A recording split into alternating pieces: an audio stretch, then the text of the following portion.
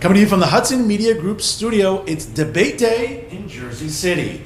My name is Fernando Uribe, your moderator for this afternoon, as we'll be talking to Ward A candidates here in the Hudson Media Group studio. So just a quick second, folks, like, comment, and share today's live event here at the studio as we're talking to candidates about what matters most to Jersey City residents in 2025. Now again, all invitations were sent out to all the certified candidates, and I appreciate the candidates that were able to attend this afternoon. Without any further ado, let's meet the candidates right now. Incumbent Councilwoman Denise Ridley, representing the James Solomon ticket, David Carmet, running on Council President Joyce Waterman's ticket, and Pam Johnson, running on County Commissioner's Bill O'Day's ticket. Now again, I had a chance to talk to the candidates beforehand, but brief rules for the audience right now. Each candidate will have a 1-minute opening statement, and then afterwards, we'll delve right into the questions, where each candidate will have approximately 60 seconds to answer. Now, unless a candidate is mentioned by name, there will be no direct rebuttals, but that can vary depending on the topic and question at hand. Now, without any further ado, once again, folks, we appreciate you tuning in here. Like, comment, and share today's Ward A debate. We'll be having a Ward B debate later on this afternoon at 3 p.m. Eastern Time, so you want to stick around for that as well.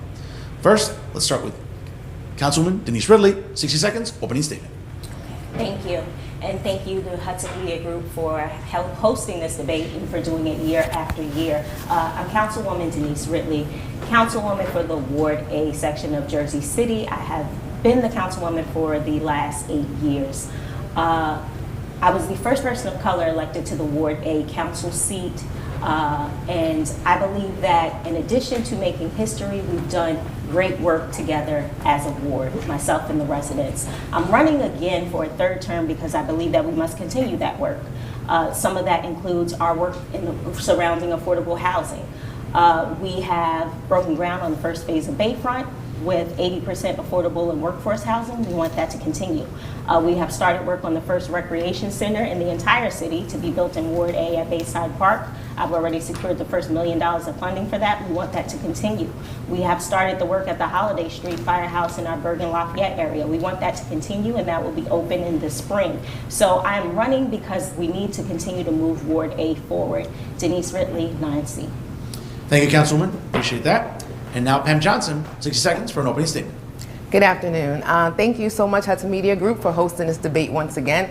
I do recall being here in 2017 when I initially ran, and although I was unsuccessful, that race taught me a lot about my community, a lot about my tenacity, and a lot about the supporters that come out of Ward A, and the residents of Ward A who still want change, who still feel like their voices have not been heard, who still feels like there's a lot of work to do. And I know that because ever since 2017, when I was not successful, I continued to knock on those doors to talk to those residents. And as I started this campaign last year, I'd still knock on those same doors and I'm getting the same answers. They feel like we're being left out. And not just the old Ward A, because you know Ward A has been redistricted, and now we have a new part of Ward A, which is in the Lafayette section. They do feel left out.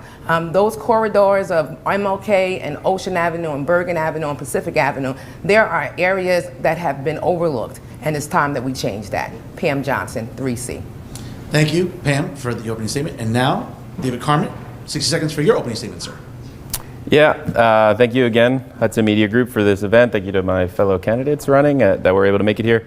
My name is Dave Carmen. I have been a proud resident of the South Side for over 11 years. My wife and I moved here when we first were married and fell in love with Jersey City, particularly the South Side. I got heavily involved in local organizations through starting my own church, as well as the Woodlawn Ave Block Association, and then a few years later into youth empowerment, primarily through New City Kids, and now in my role at Kinsmen of Kings. The main reason why I'm running is young families like myself. It's getting harder and harder to stay in Jersey City, and many of my neighbors in Ward A feel like our neighborhood's been overlooked for far too long, that things are happening around them without proper representation, and I just felt like, why sit on the sidelines when I could be a voice of change? We need economic spurring in our neighborhoods. We need people to advocate for our young people, particularly our middle school and high school students, and we also need our city to be clean. And so those are some of the main reasons why I'm choosing to run, and DC for JC, 7C, if you want to get me in the office. Thank you, David. Appreciate that. Now for the candidates, we'll be going sort of a random order from right to left to right when it comes to questions. And as I mentioned before, again, let's try to keep it to at least a minute for a response. And once you see my hand go up with my pencil, that's when you know you have to start cutting it down. All right, so let's get started here. Now, residents have been adamant about not altering major streets in Ward A when it comes to bike lanes and subsequently alleviating congestion. What do you see as viable solutions to address this issue? We'll start with Pam Johnson, 60 seconds.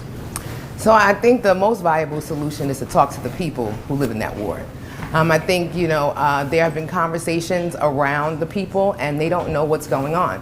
When the conversation came about with changing MLK and Ocean Avenue, which is two main corridors that businesses, residents, transportation with school buses and schools rely on those two corridors to remain two ways, right? And so there were conversations had around residents. We didn't feel like we were involved, including myself. And so I think when you're thinking about change, you want to make sure you're including the residents so you can have a proper relationship and proper understanding of first why you want to do it, and then providing data which includes their voices that says why this would be a better suit for those areas. But right now, the community is against it, and so I'm leading with them.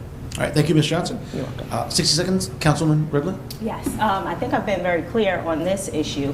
The way that I approach traffic and streetscapes is that we need to listen to the community in the area where the change is happening. I've said that from the beginning of this conversation. This is something that has come up numerous times since I've been in office, and my stance has always been the same on that we need to include the community. I am very much in favor of community meetings. Anytime there is a change that is coming before the council, I hold a community meeting about it. We just did the same thing on Johnston Avenue in Bergen Lafayette when there was an actual proposal that was sent to the council. The two-way switch from a two-way to a one-way on Jackson and Ocean was never sent to the council. There was a proposal sent for Johnston Avenue to the council, and we had those community meetings to get the community input. And I think that's the way that we need to approach it. No matter where in the city it is, we have to get that community input and know the feedback from the people that it's going to most impact. Thank you, Councilwoman. Mr. Carmen, 60 seconds for you. Yeah, I think any leader that leads by tweeting out a massive change without actually getting community input is problematic. I think as a councilman, my vote is always going to be no if the people of the neighborhood have not been consulted.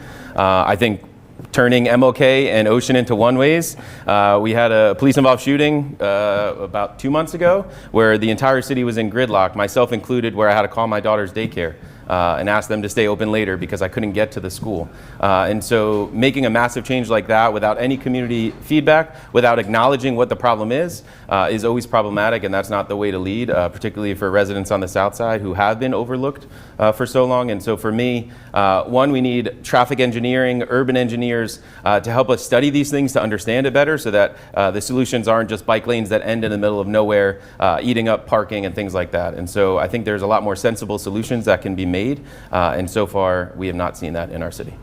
Mr. Gorman, thank you very much for that. Let's move on to property taxes, an issue that's foremost on the minds of a lot of residents. Property taxes continue to be suffocating lifelong residents in Jersey City. But with what will likely be a very divided council, what can realistically be done in your role as a member of the Jersey City Council? Mr. Carmen, we'll start with you, 60 seconds, sir. Yeah, I think a lot of the taxes and what residents are feeling are coming from the Board of Ed. I think the losing of funding at a state level has made it really challenging to fund our schools. But there also hasn't been a true partnership between the Board of Ed and the City Council, which is needed in order for our city to run more efficiently. There have been thousands of projects at this point of luxury high rises, tons of new development, and yet there hasn't been new schools built. There hasn't been community centers built. There hasn't been the advocacy that's needed for our kids, which would alleviate the tax burden on our residents and would make our city more affordable. And so for me, my main objective, if I were to be elected, is to make a partnership between the Board of Ed and the City Council. I know that that's a tall task. I know that there's been dogmatic ways of approaching it, but I think that's step number one in alleviating the tax burden that many residents feel. I also think that a big issue for Ward A in particular is seniors not being able to afford it, and the main reason being the Board of Ed tax. So finding solutions that can maybe either lower or eliminate the Board of Ed tax for our senior citizens so that they can afford to stay in the neighborhoods that they've been in for their entire life. Thank you, Mr. Garment. Councilwoman Ridley, 60 seconds, please. I will say that, some of the comments made are true. What I find is a lot of residents don't understand what goes into their property tax bill, and they don't understand that it is a school tax, a county tax, and a city tax.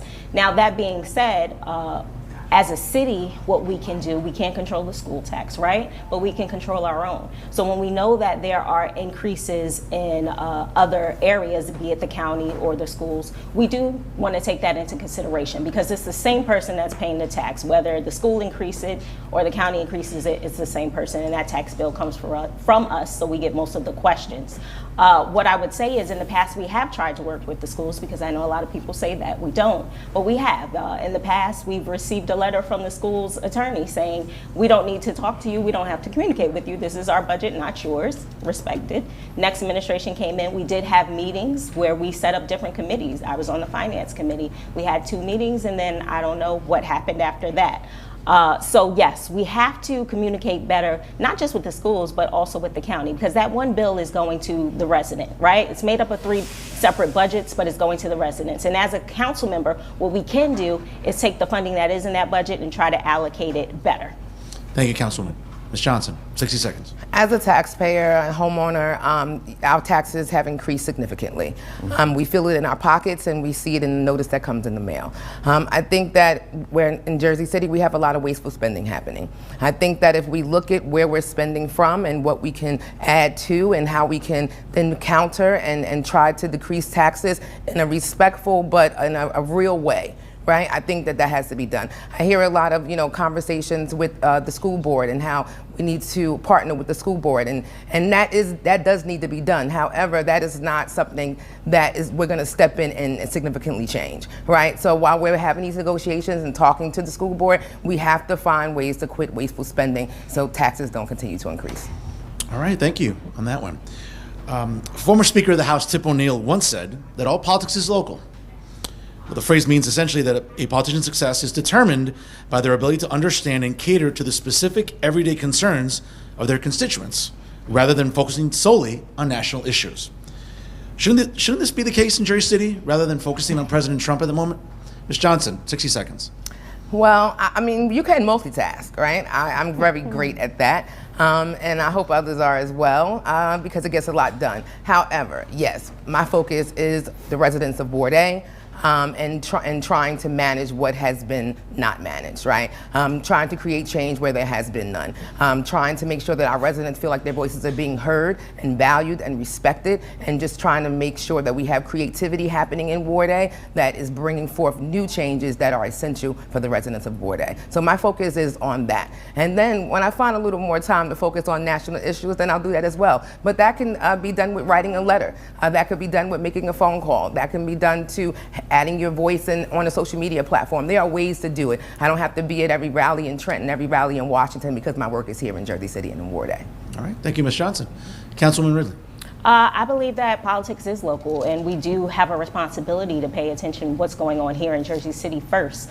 But there is a trickle-down effect, right? All government is connected. So we have to be aware of what's happening at the federal level, at the state level. While some of those things we have to understand that we don't have authority over, we do have a responsibility to let our residents know how it's going to impact them at the local level, right? We hear a lot about housing and affordable housing and guidelines and affordability, and a lot of those come from HUD, which is a federal organization. So we have to be ingrained, and we have to know civics and know politics in order to set our residents up here at the local level to be in a better position. So I believe it all goes hand in hand, but our first priority has to be what's happening at the local level.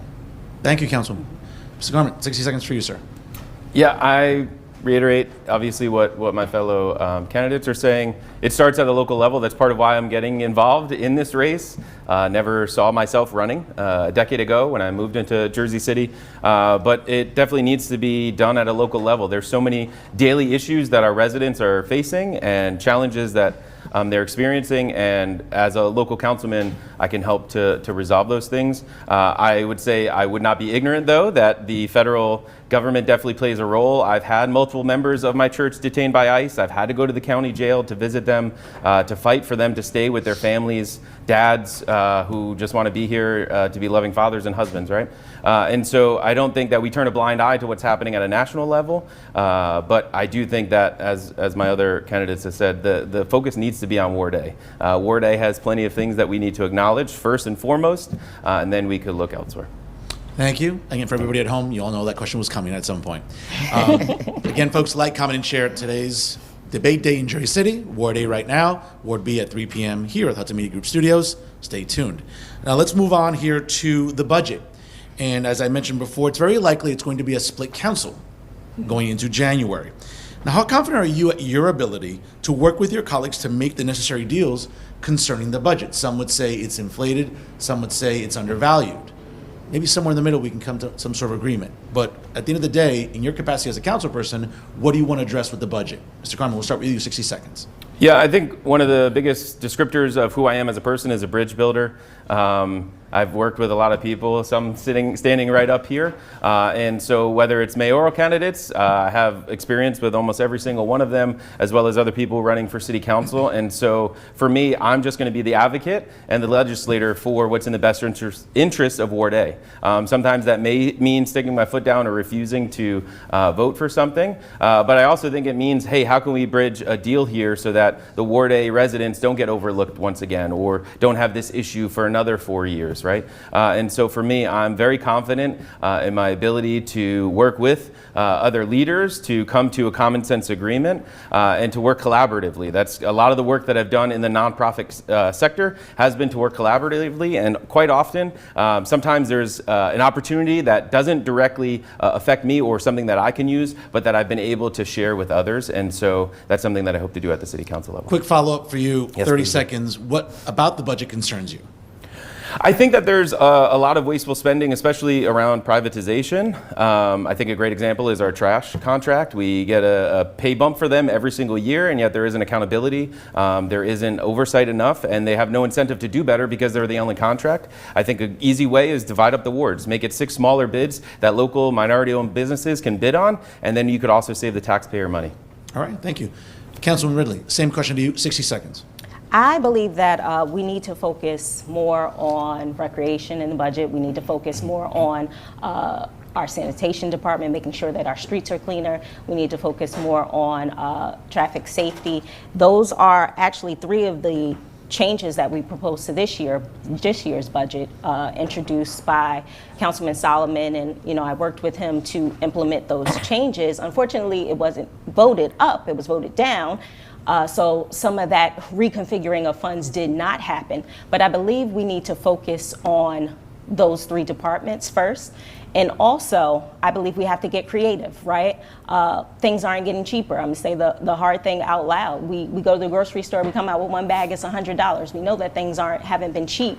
And we have to find ways to find funding outside of taxpayers. That's why 2 years ago, I found funding to make sure that our kids could go to summer camp for free. Non-taxpayer money, $25,000. We have to get creative. Thank you, Councilwoman. Ms. Johnson, 60 seconds. Thank you. So I've talked about the budget for many years. publicly on record, whether it was at City Hall or whether it was in my neighborhood or knocking on doors. And we know that recreation has been lost in the budget, and it still is. We know that the sanitation issue, which my counterparts, spoke about, that's been an issue, and we've been speaking about that for many years, but it continued to stay the same. And so I think that we need to focus on recreation. We need to focus on really building a recreational facility, but not, I know they're looking at one in Bayside Park, but half the kids who live in 07305 can't travel to 07304 and vice versa. So you need one throughout Ward A. You need to occupy those spaces and empty spaces and commercial spaces that have been vacant for years, and get creative with partnering with the owners and figuring out a way to open those spaces up for recreation. Doesn't have to be a big center, because we're not going to have that anyway. We haven't had that. And so that bothers me about the budget, and I've spoke about that publicly for many years, and I'll continue to do so when elected. All right, I'll thank do you. something about it, actually. All right, thank you, Ms. Johnson. Jersey residents continue to voice their concerns at both council meetings and also online about overdevelopment. It has priced a lot of lifelong residents out of Jersey City. Realistically, though, what policy proposals can be done in your capacity as a councilperson to address this? Ms. Johnson, we'll start with you, 60 seconds. Sure. So, we know that the problem with development is not affordable. It's not certainly affordable for me, and not affordable for the residents of Ward A who I've been talking to. We know that affordable housing is 20% now, by City Council, and that's a great start, but that's not where it should be. There should be conversations with developers about community givebacks and strong community givebacks. A development was coming on Princeton Avenue. We did not know about it, nor were we informed. And then when we found out about it, we organized, and we came on those meetings, and we let them know, you can't tell us that you're going to give us a tree in our neighborhood that we did not ask for you to bring forth a development in an area that's zoned for 1 and 2 family homes, and you want to build 3 stories and 4 stories. And so I think that we have to make sure that we're putting our foot down, standing strong, and talking about real development, real affordable housing. And I'm running with Bill O'Day because he can do it. He's done it, and he has the formula, and he knows what needs to be changed. And so here we are, and we'll do better. Thank you, Ms. Johnson. Councilwoman Ridley, 60 seconds for you. I would say that I agree. We need more affordable housing. We need affordable housing that is affordable for residents here. That's why I've gone beyond the 20%, and we're doing 35% affordable at Bayfront. And like I said earlier, we did 80% affordable and workforce housing in that first building, the first phase of Bayfront. And I think that it goes back to what I said earlier about understanding the system and understanding how things work. We have to make sure that we're paying attention to what's going on at the federal level so that we can know what we can do. As I mentioned, HUD controls the levels of affordability, right? So I know a lot of times residents are upset about the formula, but it's not necessarily a city formula. There are state departments that also regulate how many units of affordable and what the mix is of affordability going into these buildings. So I know it appears to be a city decision, but it's not always. So we need to advocate at all levels. We have to reach out to our elected officials at the state level. We have to reach out to our federal elected officials. They have offices here that I rarely see people going to advocate, and that is something that I do regularly. I go to Trenton, I go to DC, because I'm looking at the bigger picture. It is a trickle-down effect, but yes, we have to do better. Thank you, Councilwoman. Mr. Carmen, again, 60 seconds for you. Yeah, I think Bayfront is a great example of what community organizing can do. A lot of the push for the affordable housing and why it was such a big deal was because of Jersey City Together and the action that they took, an organization that I've been a part of for many, many years, and an organization that holds leaders accountable to make sure that things like development are affordable for residents. But too often there's plans that are put forth. There was one that was going to put a 17-story tower on top of a church next to Berry Lane Park, and the give back was a square box that was told that it was going to be a rec center. When you asked, was there a basketball court in it? No. When you asked the rec department, did you have funding for programming? No. That's not the give back that we're looking for, right? Like Pam said, we don't need more trees. We don't need empty square boxes. We need actual change for our neighbors and our residents. And whether it's a high rise like that or just on Lembeck, talking to neighbors, hey, they put in this massive thing. We're talking about inches, not even feet away from the property line, multiple stories above every other house around it. That's not fair to the residents. It changes the culture and the nature of the neighborhood. And then a last thing too, even when we have affordable affordable units, there's tack-on fees that make it really hard for residents to apply for them. They're non-reimbursable. They're usually about $150, give or take, and then you have to apply multiple times hoping that you hit the lottery and get into one of these units. And so for me, I would legislate to remove those fees so that residents can actually apply in a fair manner to get affordable housing. All right, thank you, Mr. Garment. For everyone at home, once again, like, comment, and share today's live debate day in Jersey City with Ward A candidates here. Ward B candidates coming to you live at 3 p.m. Stay right where you are. Let's turn to public safety. And Mr. Garment, we'll start with you. Public safety doesn't appear to be the same throughout Jersey City, and your ward could say the same. What can you assure residents of what you will address to help residents feel safer in Ward A should you be in office? 60 seconds. Thank you for the question. I think there's a few things. One, I think we need to expand our response when we talk about public safety to go beyond just police officer response, right? When we have young people loitering and things like that, why can't we have a response team that's connected to our rec department to get young people involved in programming, like the programs that I've been a part of that have seen generational change for young people, right? So I think that's one element of it, right? Making sure that young people have a place to go that's safe, that's productive, and that helps them get off the street. I think another thing too, I've experienced it, right? We have cops that anchor in certain corners, and yet when you talk to the residents, the quality of life has not improved, even though there's cops there 24/7.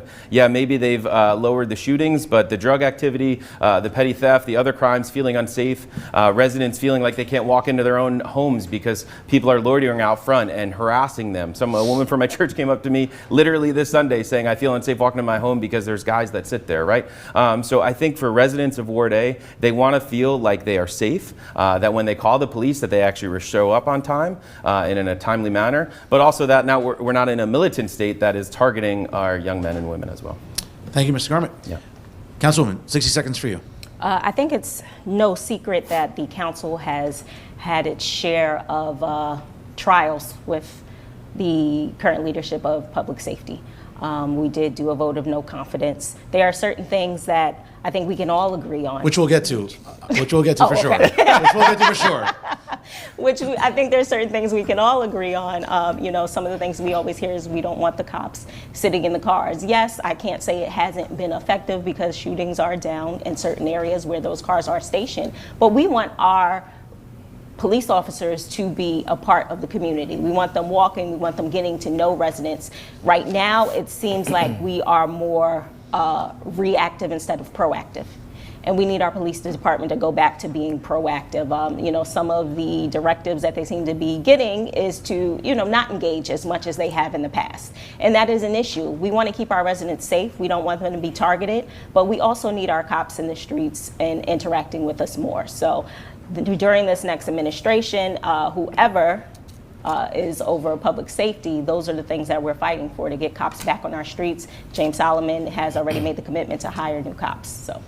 Thank you, Councilwoman. Ms. Johnson, 60 seconds for you. Public safety.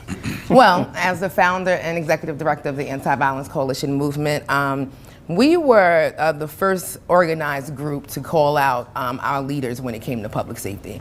And when we talked about how we wanted to be policed as people, when we talked about, that there was no leadership there. And we love Jersey City Police Department. We work very well with them, but leadership is the same as now, right? The vote of no confidence, we've already had a vote of no confidence for for Director Shea for a very long time. And that came out of the people's, their voices were heard. And, we talked to City Council back in 2014 up until the vote of no confidence, which was last year, if I'm not mistaken, and we feel the very same way. But I think what happened with public safety and the reason why shootings are down and the reasons why homicides have been decreasing is because of those community groups like the Anti-Violence Coalition working well with police to not only intervene after someone was already murdered or fatal or shot or wounded, but before, to prevent and intervene and de-escalate. And so I think when the community groups, along with actual Jersey City Police Department, started working together,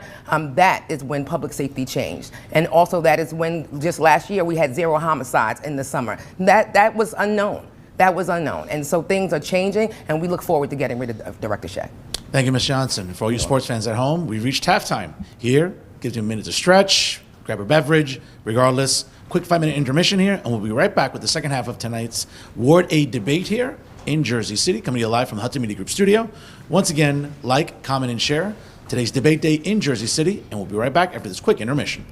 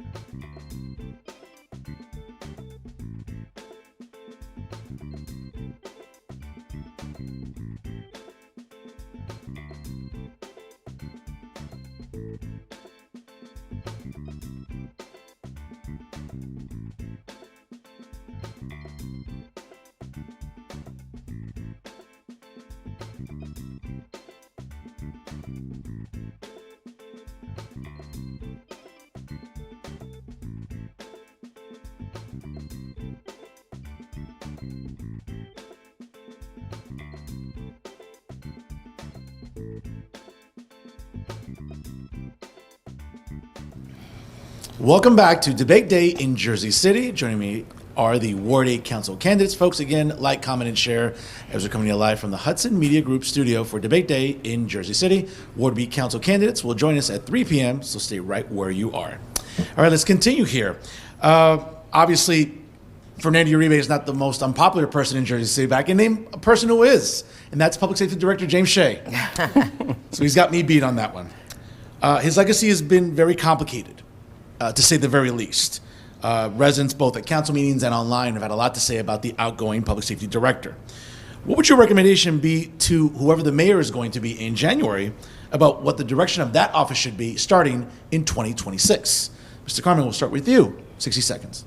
Yeah, I think with many issues, community input is important. I think also people who understand the role of public safety and the police. I think a great organization like Blesk, who I've had the privilege of doing tons of work with, right? Like leaning into meetings with organizations like that to hear what residents are saying, but also what our police officers need, right?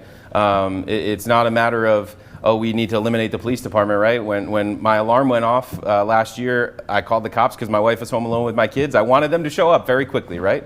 But we also realize that there's shortcomings with our public safety in general. And so I think leaning into community input, but also strategic community input to know what direction we should go moving forward is critical, because I think there has been amazing trends like no homicides last summer. And I think those things could continue, but they've been proactive groups helping to contribute to that. And so I think similarly with appointing a new director, same thing. Okay. Thank you, Mr. Garment. Councilwoman Ridley, 60 seconds for you. I would say two things. We need that person to engage more with the community, definitely. We need community input. We need to know what's going on at the street level. One of the things that I did before becoming a council person is I would host meet and greets at my church with the police recruits while they were in the academy. They would come to the church and meet with the community. We need to get back to things like that, so guys coming in can know exactly what this community is looking for, know people in the community before they even start the job. We need to do more outreach to our youth. One of the things that we did at Triangle Park, when I first took office, Triangle Park had a lot going on. It has calmed down some there, and some of the things that we did was go out there with DPW and get some of the guys to work. We worked with some of the local community groups to get some of that done. And we also have to make sure, second thing, is that we're trusting our officers and those in charge. We have to trust our deputy chiefs to run the day-to-day. We have to trust whoever the chief of the department is to run, and the feedback that we get from officers is that everything is coming from the top down and their input isn't being considered. Thank you, Councilwoman. Ms. Johnson, 60 seconds. Community input is definitely top tier. But I also think that internal meetings need to be held with higher ups within the police department, their unions, and officers who are on a lower role, right? In a lower role. Because we need to know what they think, right? I knew what Director Shea was before I even met Director Shea. And that's because I talked to our police department. And so they did not have good things to say about Director Shea. However, he still became their director without their input. So I think community input, but input from those officers and really understanding the metrics of what they face every day internally is critical when you're choosing a new police director, a public safety director, is going to be critical. So talking to those officers internally, hearing them out, and I mean really listening to them, and also making sure that that director is from Jersey City and know what's happening in Jersey City. You can't bring in an outsider and ask them to lead. All right. Thank you, Ms. Johnson. I think it's fair to say that Director Shea won't be getting a Christmas card from any of you this year. Is that fair to say? No. All right. Good stuff. Good stuff. Let's move on here. E-bikes have been a concern for residents for quite some time. Certainly from a public safety perspective, as much as the elderly to children, you name it. E-bikes continue to create tremendous debate within the city.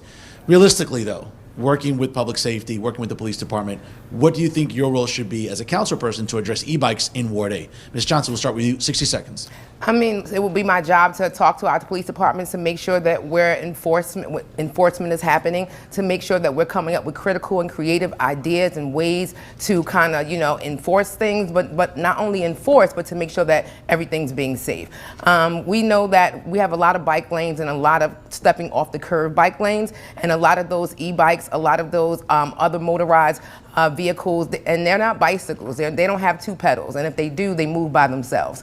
And so, we want to make sure that our children are safe, our seniors are safe, and anyone with disabilities are safe. So we have to be very, very, very critical in how we're making sure that happens. So I think that, speaking with the community, talking to our police department, and bringing back a motorized police department as well, so they can also be on bikes.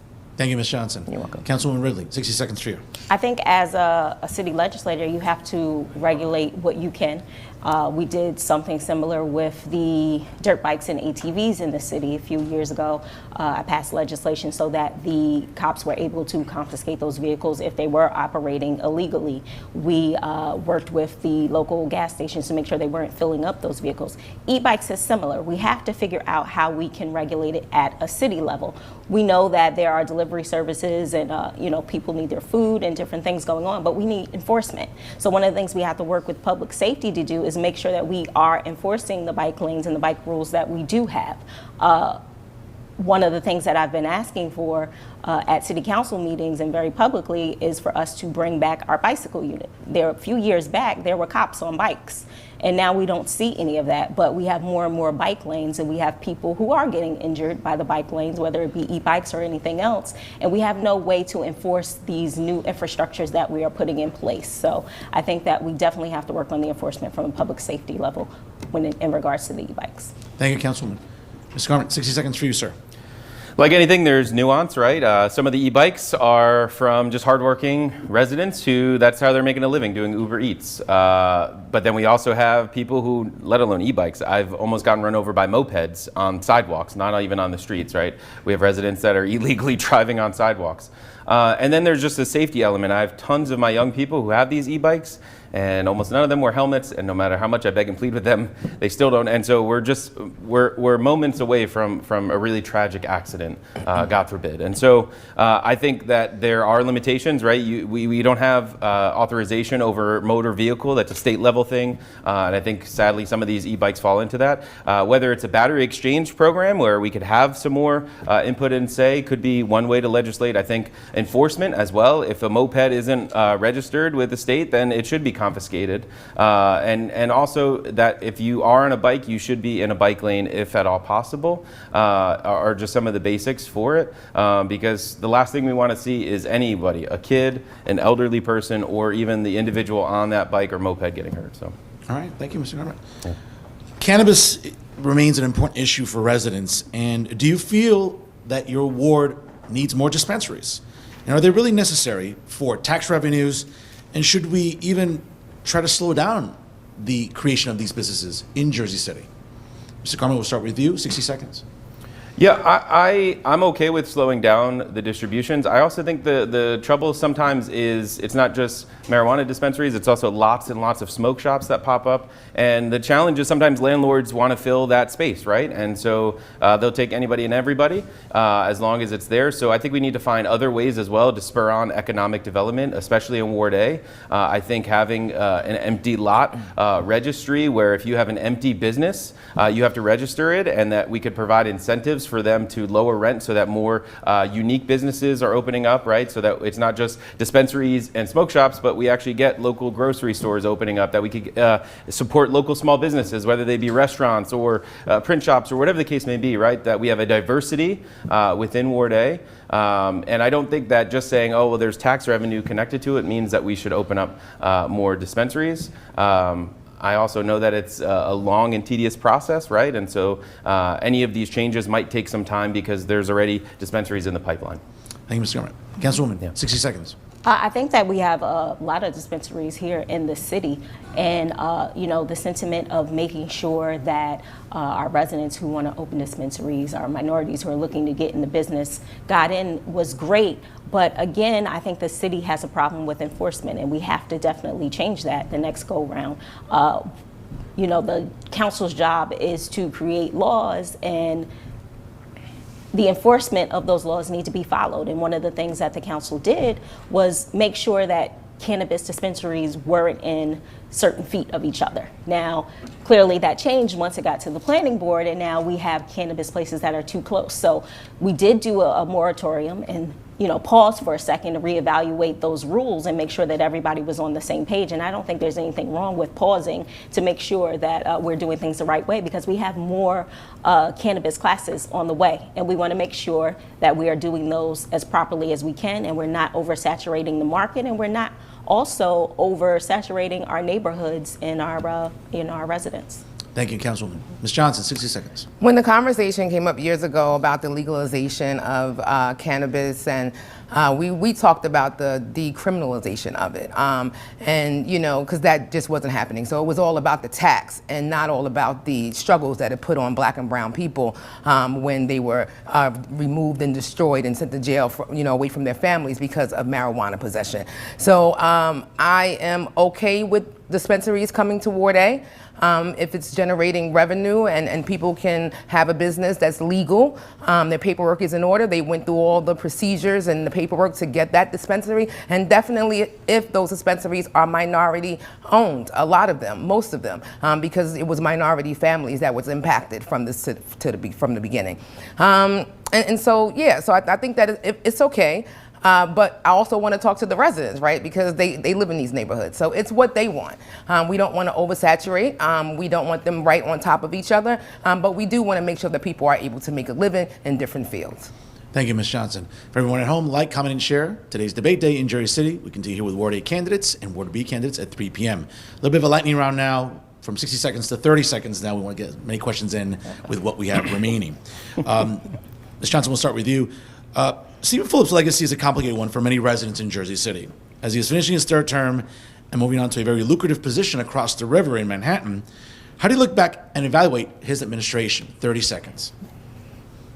I would look at it and evaluate as it left out a lot of people.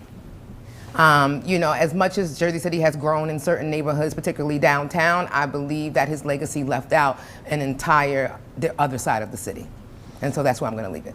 Okay, thank you, Ms. Johnson. Councilwoman, 30 seconds for you. I would say clearly I ran with the man twice. I think he has good vision. I believe that sometimes you have to know when to back away from certain things. But I would say he is definitely more willing to take risks than I have been. We have agreed on some things and other things we have not agreed on.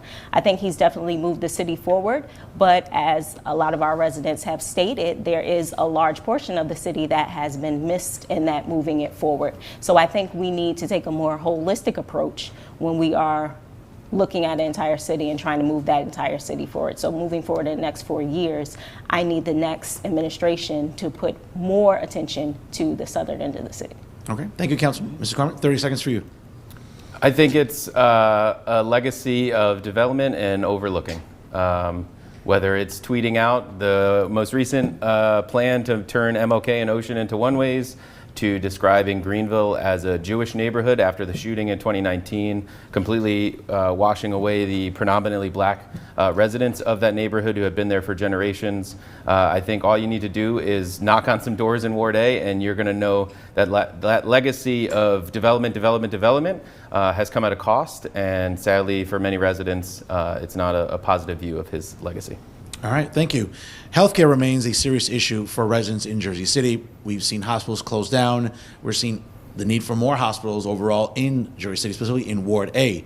We know Hudson Regional Hospital is starting to have a presence there as opposed to where CarePoint Health was for some years.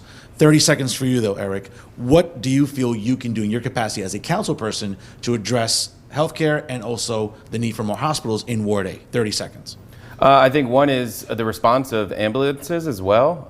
My friend who lives on the corner of Dwight and Garfield waited over 30 minutes when his daughter fell off of a stool and went unconscious. And the response by the medical center was, oh, we only had 5 ambulances on call that night. Well, that's unacceptable in a city as large as Jersey City. So I think it first starts with our emergency response and making sure that they're staffed and that they respond in a timely manner, as well as partnership with the hospital to make sure that not only is emergency room staff, things like that, but that residents aren't using our emergency rooms as local doctors, that we have enough clinics and places for them to go for the everyday medical care, because truthfully our medical situation or our healthcare situation is in crisis nationwide, so we need to look at strategic steps locally at Jersey City to accomplish that. Thank you, Mr. Garment. Councilwoman, 30 seconds for you.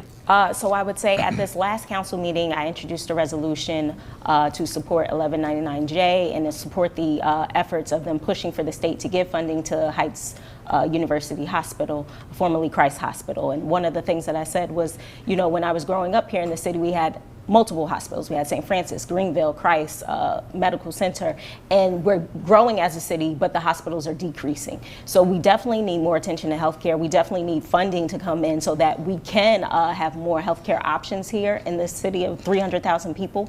So I believe that anything we can do at a city level to encourage that is best. Thank you, Councilwoman. Ms. Johnson, 30 seconds. Definitely believe that talking to our state and federal legislators and trying to find creative ways to make sure that we have proper health care, that it continues, and also facilities, right? That I agree with my counterparts as far as hospitals that were open previously that are no longer open, and urgent cares that are popping up, and we want more of those to pop up so we can service more people, but also making sure that we are tapping into our 911 system so when those calls come in and people really need help, they're being answered.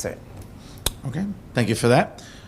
The arts community in Jersey City continues to be underrepresented. We all know the benefits of children being involved with the arts starting from a very young age. So what can you assure residents in Ward A of being committed to the arts, and what does that mean for you specifically? Ms. Johnson, 30 seconds for you.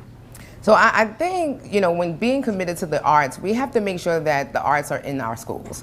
And we have to make sure that arts are being taught by folks within these wards, in Ward A. There's so much history in Ward A, even in our parks, in certain neighborhoods, historical neighborhoods. We have to make sure that those stories are being told and that we're making sure we're investing. We do have an art tax, and so we want to make sure that we're able to strengthen the arts in schools, but in neighborhoods as well. So, I mean, I'm all for the arts, and I definitely look forward to making sure that it continues to grow.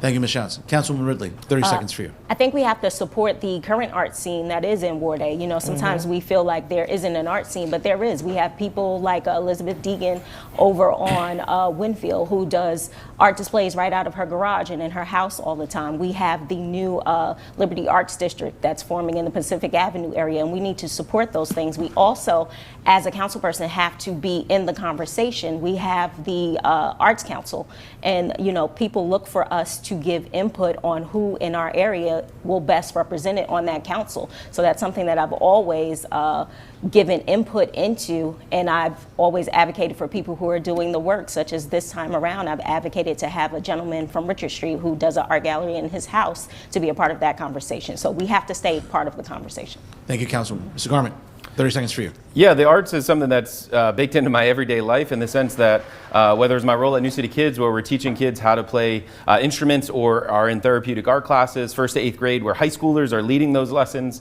to now at Kinsmen of Kings, we have a DJ and a music production class, right?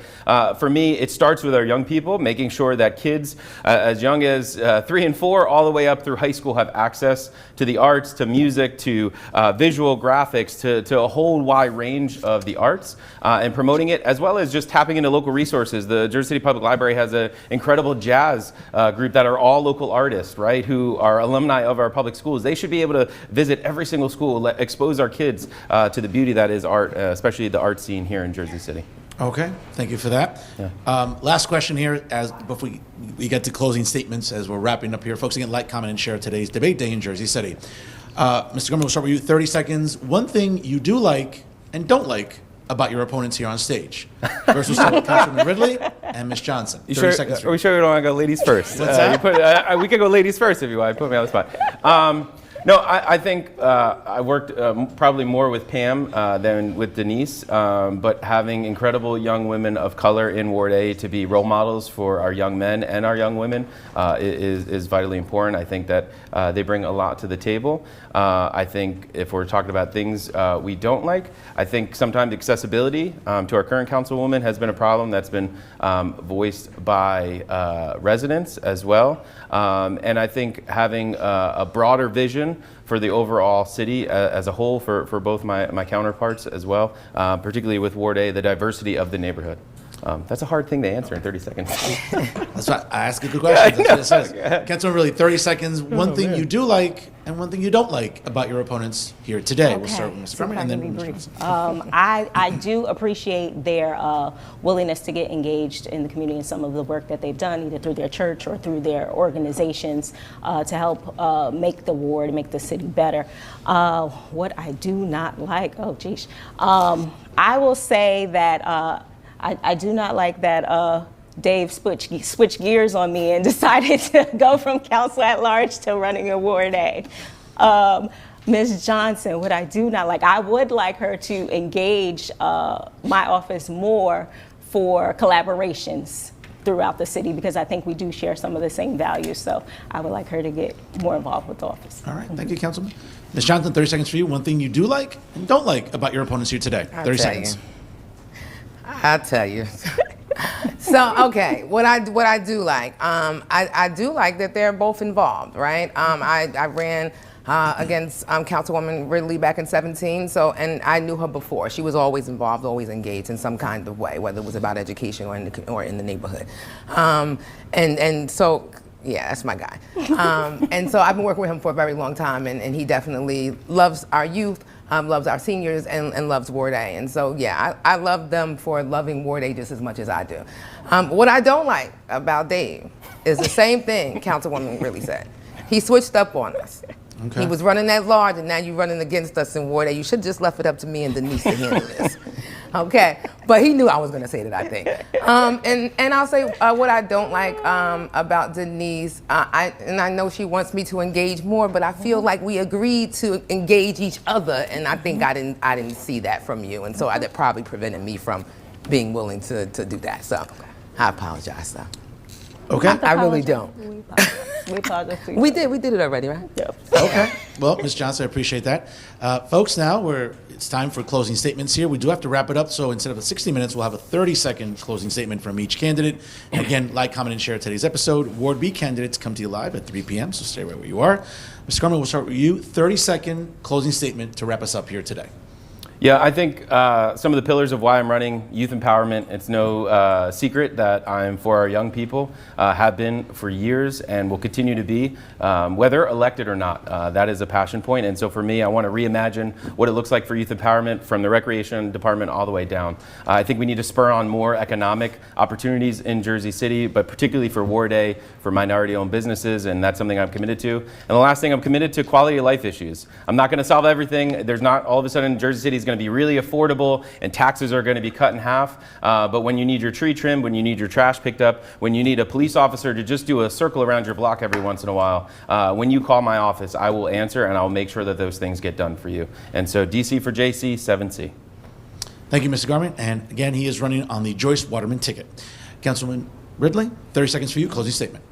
I would say that I'm ready to continue the work that we've started, and I need the residents of Ward A to continue that work. It's a group project. We want to continue the work around affordable housing. We want to continue the work around recreation. We want to continue to improve public safety, and we want to continue to revitalize our corridors, specifically Ocean Avenue, which is the longest corridor in the ward. So what I would say is I need your help to get there, and I'm asking for your vote. What I would also say is there are a lot of different tickets going on right now, and I would say remind everyone that I was asked to join each ticket that's currently in place. So if there's anything that each team agrees on, it's Denise Ridley, 9C.